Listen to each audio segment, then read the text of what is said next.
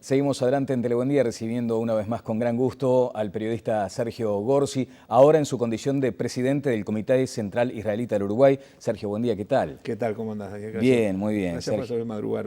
Bueno, viste. Los lunes me cuesta un poco más. En lugar de ir a correr allá a la playita de Malvin, no tenga duda. ¿a qué hora te toca? No, 7:30 arranco de la mañana, pero terminé hace un rato en pasión. Claro. Bueno, si te parece, después más adelante vamos a hacer una grajeíta al menos de esta situación actual del fútbol, pero te hemos convocado en tu condición de presidente del Comité Central Israelita. Leí una nota que te hizo la estimada Ana Yerosolimsky, donde allí se ponía énfasis en ese aspecto de Gorsi-Kansky, ¿no? O Sí, y allí es donde la gente toma el atajo de decir, pero entonces que quiso disfrazar su apellido. ¿Cómo se da esa circunstancia? No, es decir, a mí me dicen Gorsi desde que voy a la escuela. En mi clase, yo iba a la Escuela Integral Hebrea Uruguaya, Claro. una escuela judía. Éramos 3 Sergios en la clase y para distinguirnos, bueno, cada uno le decían de una manera. Creo que ninguno de los 3 nos decían Sergio al final.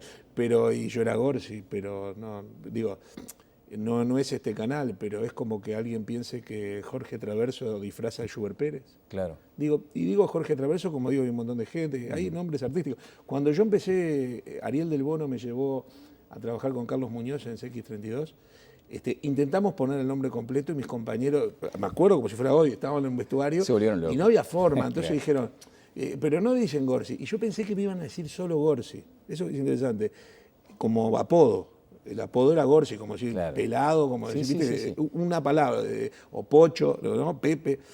Y sin embargo, el que le dijeron, no, decile Gorsi, como me llamaba Sergio, se le ocurrió decir Sergio Gorsi y ya quedó. Pero ¿y tu firma, por ejemplo, es todo? No, mi firma es todo, pero por ejemplo me preguntaron cuando asumí como presidente del Comité Central Israelita, fíjate que era obvio, yo voy a ser presidente del Comité Central Israelita, ¿cuál sería si hubiese algo de eso?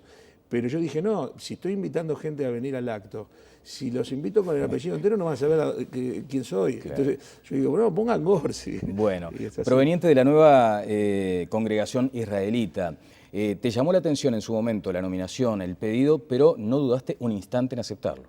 Sí, me parece que me agarró en una etapa de mi vida en donde me atrajo el desafío, me parece que es un desafío interesante. Sería interesante además, Sergio, que le comentáramos a la gente o que tú ilustraras respecto a qué es el Comité Central Israelita. Claro, el Comité Central Israelita, y por deformación ya que estamos, que lo mío también es el fútbol, viene a ser la Asociación Uruguaya de Fútbol de las organizaciones judías. Cualquier organización que vos conozcas, desde las escuelas, pasando por la Universidad Ort, o pasando por las propias comunidades, vos decías la nueva congregación israelita, que es la que yo soy socio, pero hay otras, la Sefaradí, hay varias, la Beneverit como organización, hay un montón de organizaciones más, todas están bajo un mismo techo, digamos, y ese techo es el Comité Central Israelita.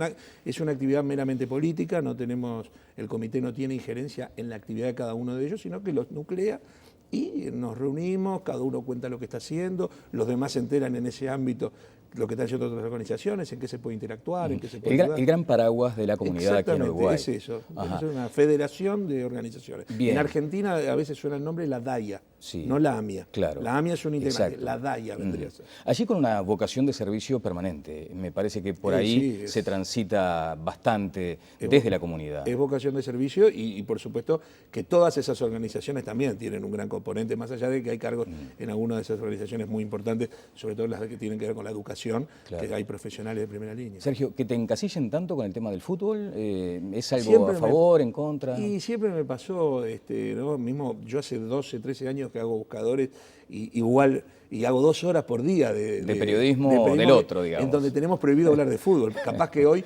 hablamos algo de los líos, pero me refiero, pero no por el fútbol en sí mismo, sino por el tema de la seguridad y todo eso.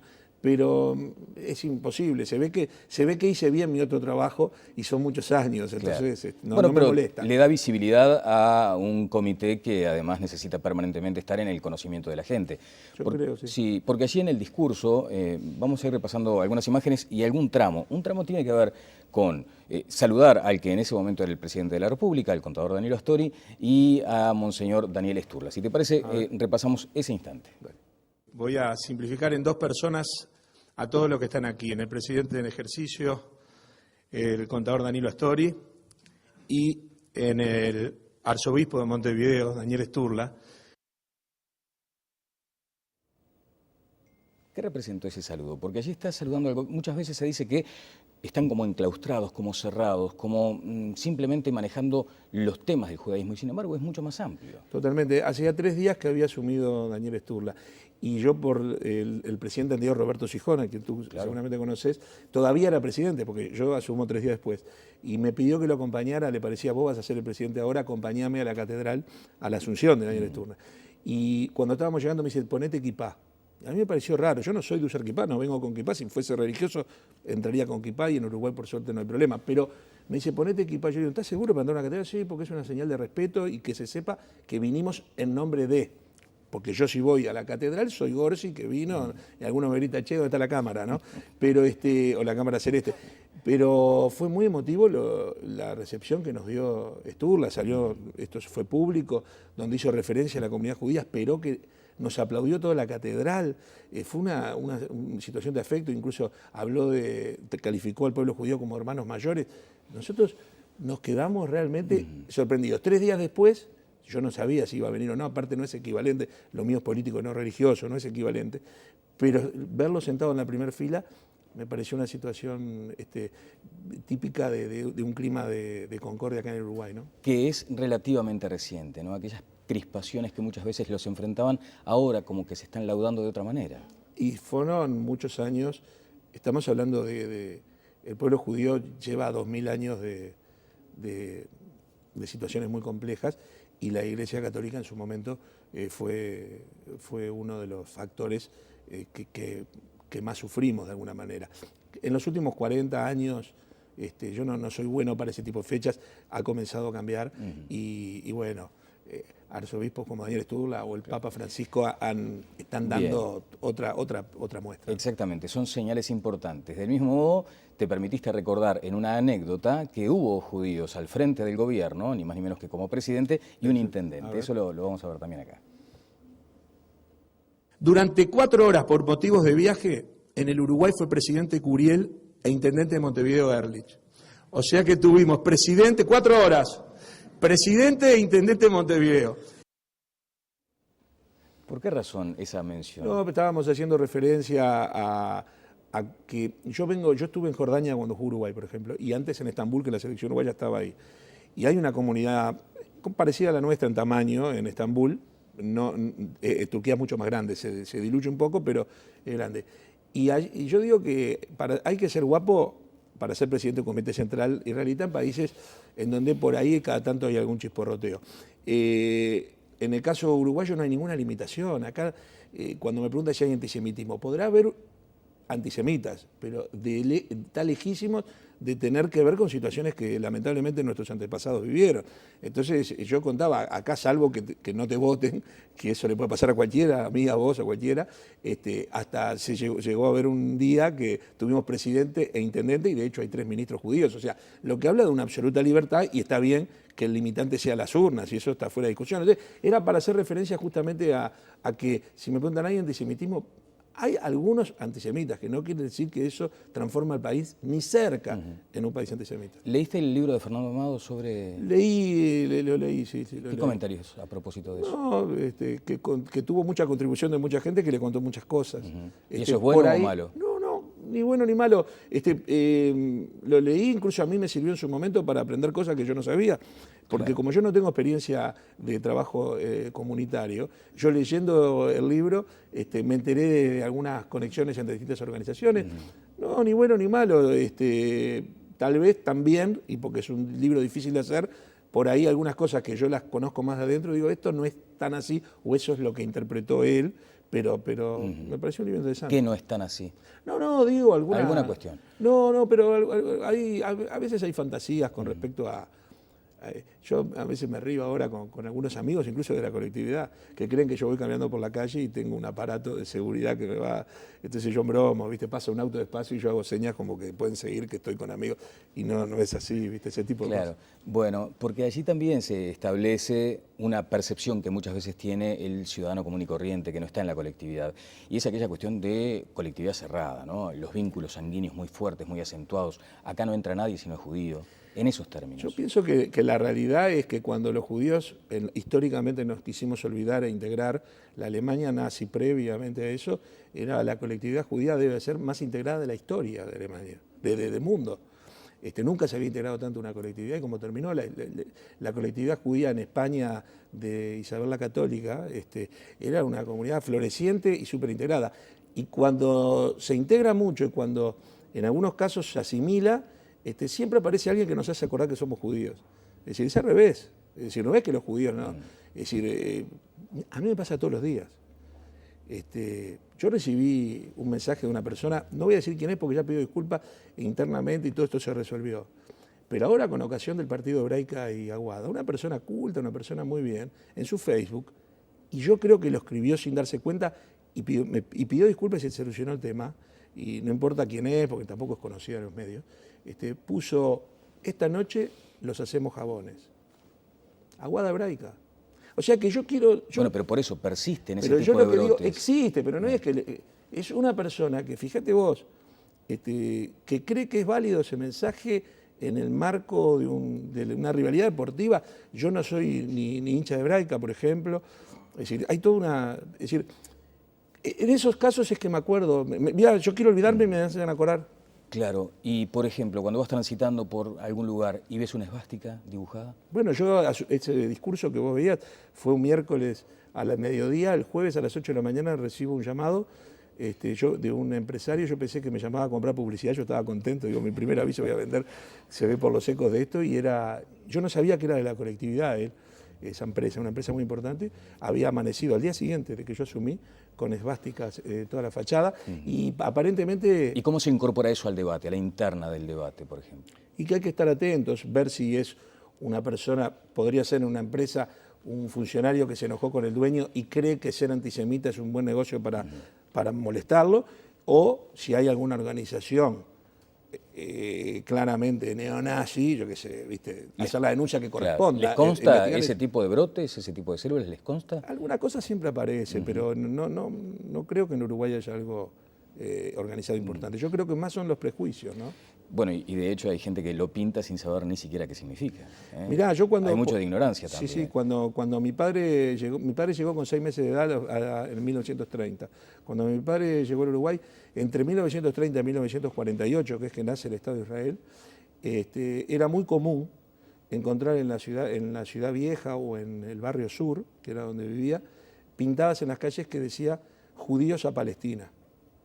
Claro. Hoy es común escuchar judíos fuera de Palestina. Yo a veces preguntaría, si alguien me dice, vamos, claro, ¿a dónde hay que ir? Para cerrar este capítulo de la discriminación o no, de la autodiscriminación. Ese es un tema que muchas veces se maneja. Sí, y es lo que decíamos. Por eso, pero creo que... Pero, digo, cuando tú abarcas en un paraguas tan amplio a toda la colectividad, ¿entiendes que de pronto hay ese tipo de prácticas aún en la colectividad? Y sí, todavía yo, en ese discurso que vos estabas viendo, entre los asistentes estaba, por ejemplo, mi tío, que tiene los números de campo de concentración. Explícale a mi tío de que somos todos hermanos y que no pasa nada, cuando él pasó 5 años viendo morir a toda su familia y se salvó por un tantito así en campo de concentración. Vamos a ver un tramo del discurso de Sergio Gorsi a propósito del pasaporte, aquello de las identidades. Dale. A ver. Yo tengo este pasaporte mío que es uruguayo. Este pasaporte me permite viajar por todo el mundo. Podría sacar el lituano y el polaco, pero no. Quiero tener el uruguayo nada más. Pero hay 50 países del mundo que yo no puedo visitar con este pasaporte uruguayo. Porque aquí dentro tengo el sellito de haber cometido el delito de visitar Israel. Eso pasa hoy, no fue hace 60 años. Y también hay fiestas donde dicen que no se pueden entrar planchas y judíos. Hay uruguayas que en foros internacionales dicen que no existió el Holocausto. Eso pasa hoy. Por eso es que vamos a trabajar en conjunto con toda la sociedad para que los judíos individualmente y sus organizaciones puedan vivir en paz sin ataques de ningún tipo. Ese es el gran desafío. Es uno de los desafíos, debería haber otros. O sea, la colectividad judía es una colectividad, supongo que como otras, yo conozco más la judía, que tiene mucho contenido, que tiene que ver con la educación, con los valores que se inculcan en sus escuelas, en sus agrupaciones juveniles. Hay cátedras de judaísmo en todas las universidades y hay gente que la lleva adelante y es para un público no judío en lo posible, porque quiere aprender. Hay un montón de cosas, pero un desafío es que cada uno, yo no soy religioso, Pero parte del desafío, me toca a mí como presidente y presidir una directiva, es que quienes son religiosos puedan vivir su religiosidad sin ser perseguidos. Te insisto, no estoy en el peor del contrario, ¿viste? No, pero, por ejemplo, conté eso que me pasa, que no me pasa a mí, te pasaría a vos. Claro. Si vos mañana vas a Israel y te lo sellan, hay 50 países que hasta que no cambies el pasaporte no vas a poder visitar. Y eso es discriminación disfrazada, discriminación antisemita, disfrazada de que no, lo que no me gusta es el gobierno de turno de Israel. Y hay sobradas pruebas de que no es así. Exactamente. Bien, Sergio, redondeando estos conceptos que te tendrán ahora enfrentando esta situación, surgió casi simultáneamente este asunto de los presos de Guantánamo y allí sé que se encendió una luz de advertencia. En realidad yo pienso que es un tema que le preocupa a toda la sociedad. Me parece que cuando uno lee, si lees lo que salió en un diario, hay 5 fotos, 5 personas con un supuesto currículum, donde decía que habían sido presos porque fueron detenidos en campamentos donde les enseñaban a ser atacantes suicidas, me parece que le molesta a todo, a cualquiera le puede preocupar. Pero nosotros los judíos tenemos una sensibilidad especial. Lamentablemente, cruzando el charco, AMIA y la Embajada de Israel son ejemplos muy recientes y hay pruebas muy importantes que algún día se terminarán de dilucidar de que el atentado de la AMIA se pergeñó en una casa de la Avenida Rivera, acá en Montevideo. Sí. Entonces digo, tenemos una sensibilidad. Yo paso por las escuelas, paso por las sinagogas, vos no podés estacionar, yo tampoco, hay pilotes. Claro. Quería saber si hay que poner más pilotes o no, qué es lo que se va a hacer, que me den más datos. Yo me quedé conforme con la charla que tuve en presidencia. Sí, te quedaste conforme. Sí, porque se nos dieron datos, se está trabajando, lo que yo percibí que se está trabajando muy profesionalmente entre Estados Unidos y Uruguay para asegurarse que los que vienen acá no van a ser personas. El énfasis ahora está puesto en preservar las identidades. ¿Eso a ustedes les molesta, les inquieta o de pronto ustedes van a conocerlo? Bueno, es parte del acuerdo y yo no creo que lo conozcamos en otro momento que no sea el de todos, pero sí hay características a las cuales, ante nuestra preocupación, yo lo que fui, además fui a explicar el por qué somos tan sensibles. No somos otra vez ustedes con la paranoia. No, si me estás hablando de gente que pertenece, por ejemplo, a organismos como Al-Qaeda, en ese tipo de grupos lo que tienen sus postulados es que cualquier judío, cualquier organización judía puede ser objetivo de un atentado. Entonces quiero saber, ¿es de ese lado que vienen? Me gustaría estar informado. No somos una colectividad que pueda torcer una decisión de ningún gobierno.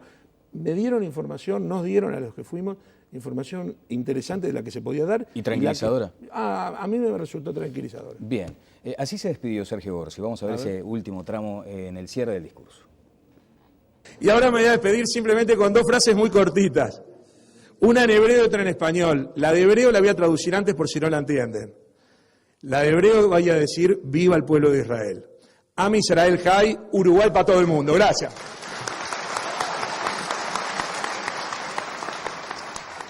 Bueno, Sergio. Ahí al lado, perdóname, estaba Ana Rosa Rodríguez, que es la nieta de Rodríguez Fabregat, que fue el delegado uruguayo en las Naciones Unidas cuando se votó el nacimiento del Estado de Israel, digamos. Y me parecía un simbolismo muy importante porque estaba ella y su hijo, o sea, era un homenaje permanente que hacemos los judíos del Uruguay a Rodríguez Fabregat y al Uruguay entero. Justo este año del Mundial, además, asumís este desafío. Bueno, hay gente que me preguntaba, ¿y cómo vas a hacer si te vas un mes? Le digo, mirá, mi experiencia es que durante el mes del Mundial se paran las guerras, no hay comunicado, no pasa nada, o sea que no tengo drama. Bueno, pero ahora con la tecnología igual vas a estar conectado. No tenga la más mínima duda. Bueno, de esto del fútbol, ¿qué me decís, Sergio? Y que es un problema que se nos ha ido de las manos y que de alguna manera lo veíamos venir todo. ¿Y que no hay marcha atrás? Algo había que hacer. ¿Marcha atrás en la decisión del gobierno? Sí, puede haber marcha atrás y se han salido. Hay ejemplos en el mundo que esto se ha solucionado y venían con situaciones mucho más difíciles. El tema es que hay que aplicar algunas soluciones que no siempre. Ayer hablábamos con el presidente nacional en Pasión y él decía algo que es verdad. Se empieza por un pulmón, después porque no venga la hinchada visitante y después terminan con el estadio sin gente. Entonces de repente ese no es el camino y hay que buscar otros caminos más parecidos a algunos países europeos que consiguieron dominar el tema. ¿La dirigencia está a la altura de las soluciones?